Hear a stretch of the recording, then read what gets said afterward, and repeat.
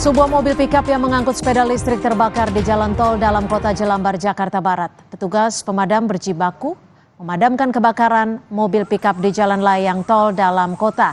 Mobil terbakar saat mengangkut 10 unit sepeda listrik yang ikut terbakar.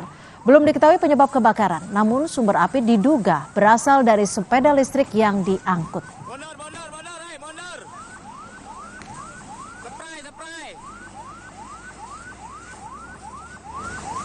Dan saudara, informasi tadi juga menjadi penutup perjumpaan kita di Kompas petang hari ini.